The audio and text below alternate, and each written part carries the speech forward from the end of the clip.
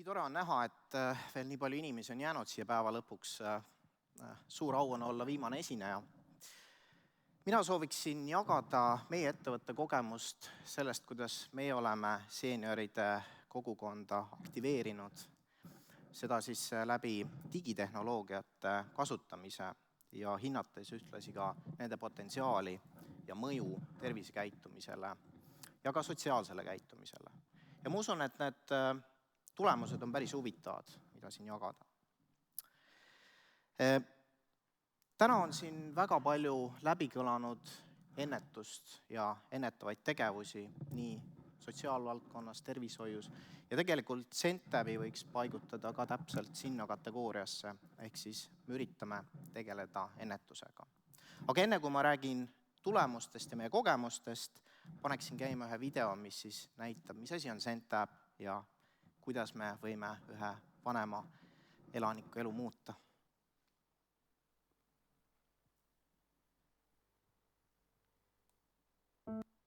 Ai. Nii. Ei.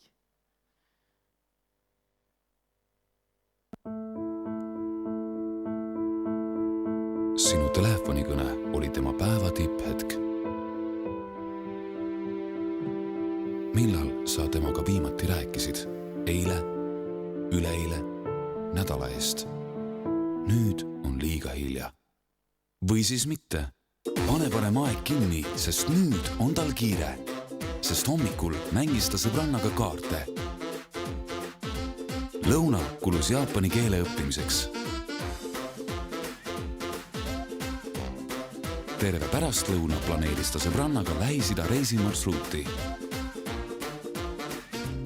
Ja kogu õhtu kulus uute tutvuste leidmiseks.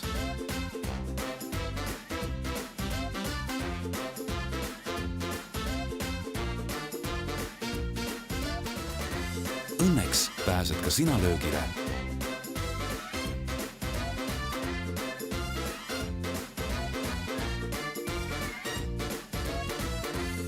Tal on nüüd CentAb, mis toob terve maailma käepäraselt koju kätte.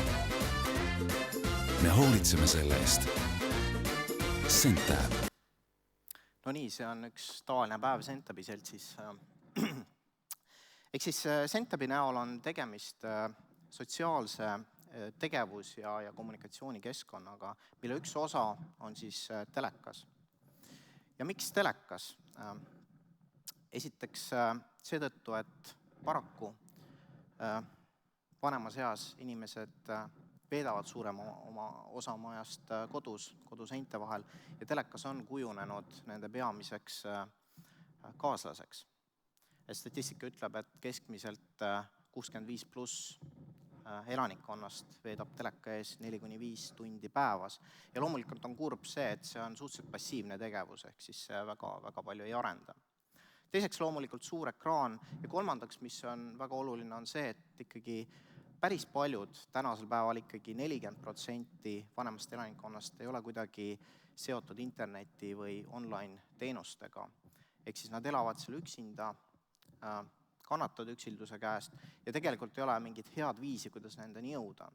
Samas telekas on selline tehnoloogiline platvorm, millega ka selle generatsiooni inimesed on sina peal ja see barjäär sinna peale midagi ehitada ja neile pakkuda on oluliselt madalam, kui üritada nutiseadmete või arvutiga läheneda. Ja nagu eelnevalt nägite, siis mis need võimalused on CentAbis? Väga palju sotsiaalseid võimalusi on alates meedia jagamisest, fotod, pildid, videod, uudiste jagamine. Meil on huvitoad, kuhu saavad siis inimesed koonduda vastavalt oma huvidele. Videokõned nii pereliikmetega kui ka sõbrannadega. YouTube'i kanal, mis on päris huvitav, et paljud meie kasutajad, kes ei teadnud varem nutirakendustest suurt midagi, on praegu nii vaimustunud YouTube'ist ja vaatavad telekast kõik erinevat harivat sisu.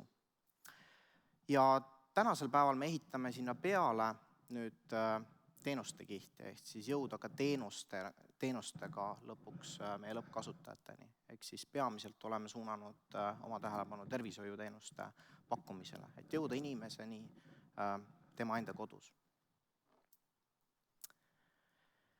Nüüd Tiina Tambau mainis lühidalt eakate aktiivsusindeksit, see on siis Euroopa 28 riigi seas läbi viidav uuring, millega siis paigutatakse eri riigid eri näitajate alusel siis ritta ja mõõdetakse siis eakate aktiivsust. Eesti on seal kokkuvõtlikult 10. kohal, mis pealt näha ei olegi väga hull 28 riigi seas. Aga samas peab ütlema, et me oleme seal seetõttu, et meie eakad töötavad pikalt ja osalevad tööelus väga pikalt. Ehk siis see paigutab Eesti suhteliselt kõrgele. Selles näitajas me oleme Euroopas esirinnas. Loomulikult seal taga on väga palju ka materiaalset vajadust. Ehk siis, et vanem inimene saaks elada elamisväärset elu, on ta sunnitud kauem töötama ja vähem reisima. Samas paljude teiste näitajate puhul oleme me paraku viimases 10. Siin on mõned nendest välja toodud. Sotsiaalne aktiivsus, ühiskondlik aktiivsus näiteks, oodatav eluiga tervikuna, vaimne tervis, väga sellised sotsiaalsed ja vaimsed näitajad, millega me oleme seal tagapool. Ja samas neid on võimalik mõjutada ja on võimalik osaliselt mõjutada ka tehnoloogiate abil, mida Centab üritabki teha. Nüüd tänu sellele, et me oleme loonud platvormi, mille taga inimene veedab üsna palju aega, siis tekkis meil soov kuidagi tema tervisekäitumist positiivselt mõjutada ja sellest sündis nii-öelda Centab indeks. Ehk siis meie nägemuses aktiivsel vananemisel on 3 olulist osist. Üks on sotsiaalne sidusus ja läbikäimine, ehk siis seda me nägime ka eelnevates presentatsioonidest, kui oluline on ikkagi sotsiaalne sidusus ja kuidas see kõik haakub näiteks depressiooniga. Teiseks kognitiivne võimekus, ehk siis vaimne võimekus, et aju on samamoodi nagu ka lihas, seda annab treenida ja tagada pikemat iseseisvust. Ja lõpuks füüsiline tegevus. Ja kõik need 3 osist me oleme paigutanud indeksitesse, ehk siis me nimetame neid sotsiaalseks indeksiks, kognitiivseks indeksiks ja füüsiliseks indeksiks ja hindame neid 10 pallisüsteemis. Ja 2 esimest indeksit me kogume vahetult Centabi süsteemist, me suudame mõõta inimese sotsiaalset aktiivsust läbi selle, kui palju ja mida ta teeb seal süsteemis. Ja lisaks meil on palju selliseid mälu turgutavaid elemente süsteemis, mida me samuti mõõdame, anname tagasisidet inimesele, kui hästi või halvasti tal parasjagu mäluga on. Füüsilist indeksit mõõdame me läbi sammulugeja, ehk siis sama aktiivsusmonitor, mis on käele paigutatav sisuliselt käekell ja selle pealt siis loeme samme ja muid aktiivsusnäitajaid ja anname seda infot tagasi. Just nimelt see tagasisidestus on väga oluline element. Siin eelmisel slaidil siis on need kokku võetud ja et seda Centab indeksit siis kuidagi valideerida praktiliselt ja vaadata, kuidas ta siis tegelikult ka käitumislikele aspektidele mõjub. Alustasime me eelmise aasta novembris pilooti ja piloot algas 60+ konverentsilt, kus me siis kaasasime 18 eakat meie sihtgruppi või pilootgruppi siit Eestist ja paralleelselt ka Inglismaalt, kuna me toimetame ka seal, 10 inimest. Nii et meie selline pilootgrupp oli 28 inimest ja nende peal siis me katsetasime, et kuidas selline tagasisidestamine ja kõigi nende 3 elemendi osas mõjutab nende käitumist. Siin on üks näide meie aktiivsest kasutajast. Tema veedab Centabi seltsis iga päev kusagil tunnikese. Ja mida ta seal teeb? Siin on head näited, et kuna ta on väga suur käsitööhuviline, siis ta on liitunud käsitöötoaga ja jagab siis enda tehtud käsitööst infot ja pilte ka teistele kogukonna liikmetele. Sealt samast kogukonnast on ta leidnud sõbrannasid, kellega ta saab siis videokõnesid pidada. Siin keskel on üks sõbranna näidatud. Lisaks sellele postitab informatsiooni Tallinna sündmuste kohta, käivad koos siin vanalinna avastamas ekskursioonide raames ja postitavad oma muljeid ja tegelevad mälutreeningu ja sammude lugemisega. Samme nad loevad reeglina väga aktiivselt, ehk siis on tagasi tulnud ka murega, et meie kell ei mõõda väga täpselt, kui palju samme nad teevad ja loomulikult iga tehnoloogia eksib, aga suurusjärgud kindlasti on õiged. Nii et suhtuvad väga-väga terviseteadlikult ja see oligi huvitav näha, et kui enne pilooti neil ei olnud seda infot, siis sellise lihtsa vahendiga, kus me suudame seda infot nendeni tuua, on nende elus midagi muutunud. Ja see ongi see nii-öelda kasutajapoolne tagasiside, mida nad siis süsteemist saavad kätte, nad saavad näha, mis nende kognitiivne indeks on, sotsiaalne, füüsiline indeks, siin on näiteks sammudest ülevaade ja selle baasilt siis saavadki kujundada oma tegevust ja see on olnud väga mõjus iseenesest. Selline lihtne lähenemine, kus annad lihtsalt tagasisidet, toimib. Ja mis need tulemused siis on lõpuks? Alustades füüsilisest indeksist. Ühte me suutsime empiiriliselt valideerida ka meie tulemustega, et kui keskeltläbi 70% vanemast elanikkonnast hindama tervist suhteliselt kehvaks või kehvapoolseks ja see on selline üldine tendents, siis seda me nägime ka oma piloodis. Kuskil 66% vastanutest hindasid oma tervist kehvaks või kehvapoolseks.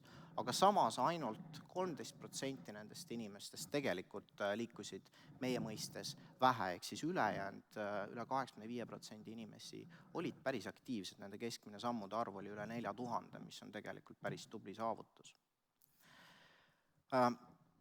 85% vastanutest kinnitas seda, et nad on muutnud oma käitumisharjumust ja füüsilist just aktiivsust tänu sellele, et on olemas nüüd teatud tagasiside ja tekkis ka selline võistluslik moment inimeste vahel, mis oli iseenesest positiivne. Ja siin te näete, et keskmine läbitud sammude arv kõigi inimeste lõikes oli üle 4000, mis jällegi võiks öelda, on päris tubli saavutus.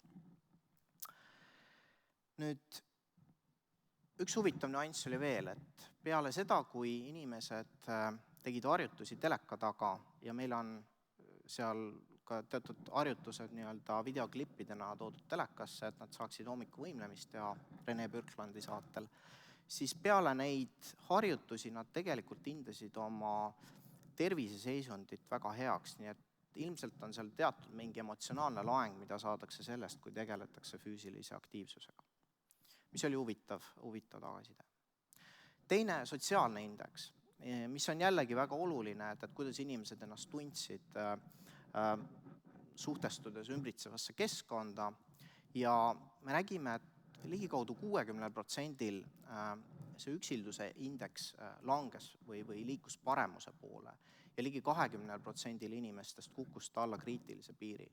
Just tänu sellele, et neil tekkis uus kanal, millega nad said suhelda oma sõbrannadega, pereliikmetega, aga ka oluline ära märkida siin ka meie siis kogukonna juhiga.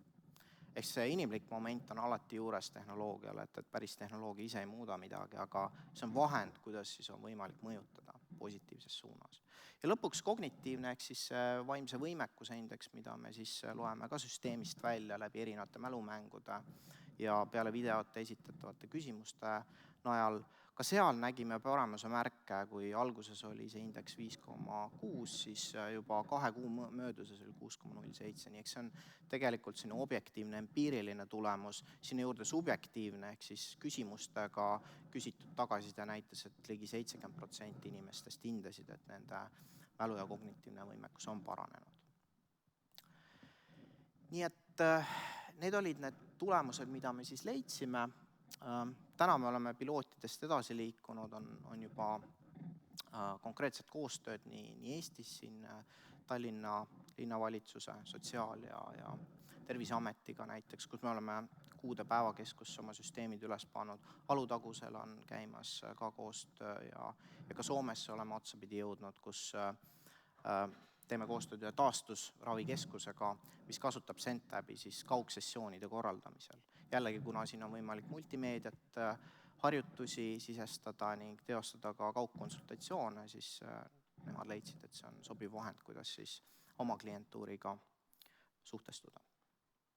Ja nüüd võttes lõpuks kokku, et esiteks me näeme, et tegelikult teatud eeldustel sellised digitaalsed tehnoloogiad omavad päris head potentsiaali selleks, et mõjutada ja mõjuda ennetava mehhanismina.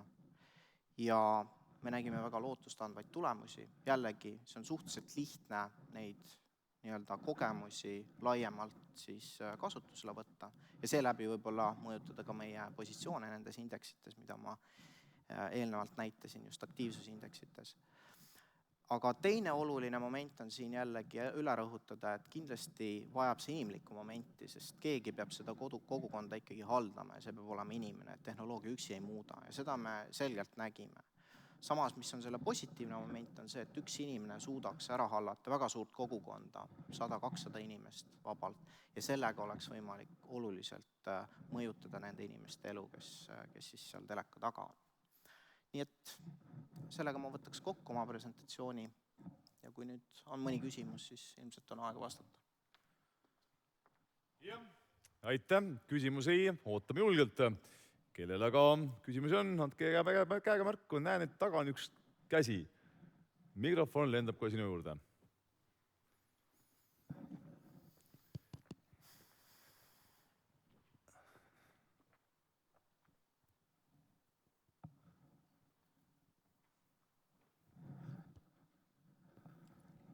Kas töötab või? Mina olen Lotte Trindel, ma Tallinna Ülikoolist. Mul on selline küsimus, et mitu korda kasutasite sõna sõbranna. Kas seal pilootprojektis siis olid ainult naised esindatud?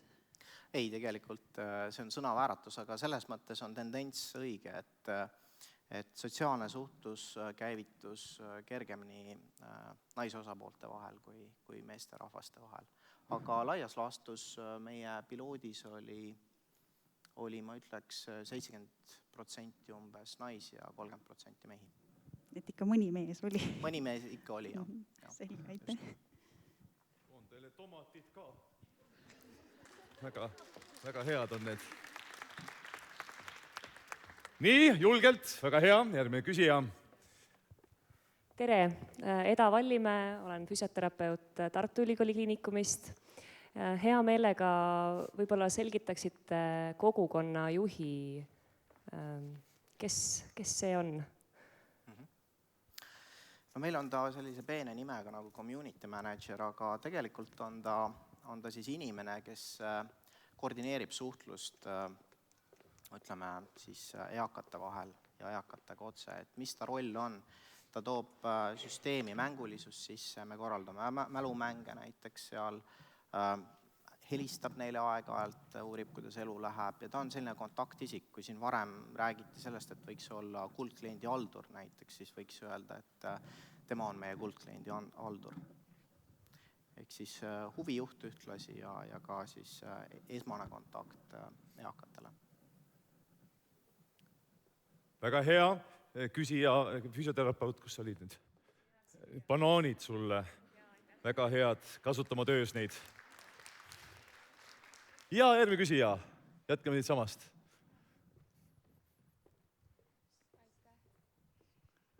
Jah, olen Eva-Liisa Sibul, samuti füsioterapeut Tartu Ülikooli Kliinikumist ja tahtsin küsida, et milline teie koostöö on meditsiinisektoriga ja kuidas te seda tulevikus võiksite või kuidas te seda planeerite, mis moodi?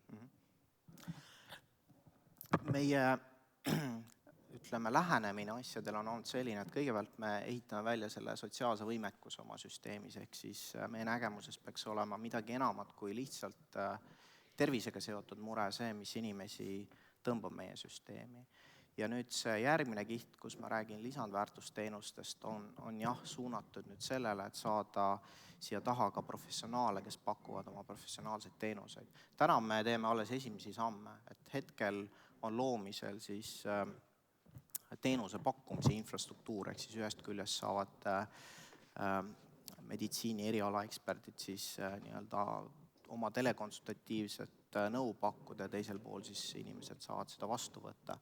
Aga kindlasti oleme kaugele jõudnud sellega ja haigekassaga hetkel ei ole ka mingeid lepinguid, nii et kindlasti me sooviks algatada huvitavaid piloote selles valdkonnas ja kui siin publikus on huvilisi, siis me oleme väga avatud sel teemal vestlemast.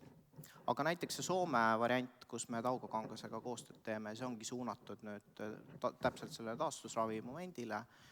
Taugo Kangas on täiesti eraalustel töötav kliinik, loomulikult seal on ka nii-öelda riigi rahastust taga, aga nende esmane segment, kuhu nemad vaatasid, olid siis inimesed, kes ise maksavad selle teenuse eest. Suured tänud, 3 küsimuse limiit sai läbi meil, pärast saate Tarmost edasi küsida, aga teeme siis Tarmole suure aplausi. Suur tänu! Aitäh!